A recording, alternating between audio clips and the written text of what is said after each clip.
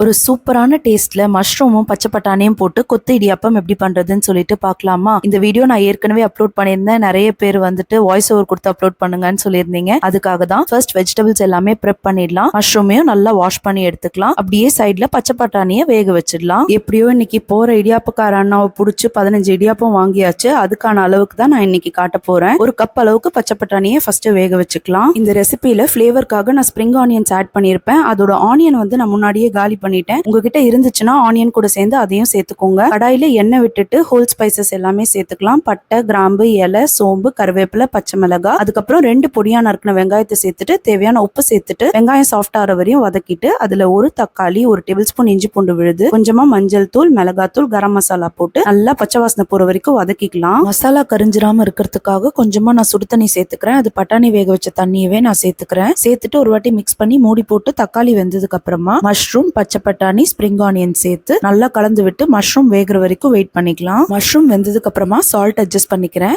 அதோட தண்ணி எல்லாமே எவாபரேட் ஆனதுக்கு அப்புறமா நம்ம இடியாப்பத்தை புட்டு போட்டுக்கலாம். அதுக்கு மேல மிளகுத்தூள், சீரகத்தூள், சோம்புத்தூள் போட்டு 2 கரண்டி வச்சு இந்த மாதிரி கொத்துற மாதிரி பண்ணோம் அப்படின்னா சூப்பரான கொத்து இடியாப்பம் செம்மையா உதிரி உதிரியா ரெடி ஆயிடும்.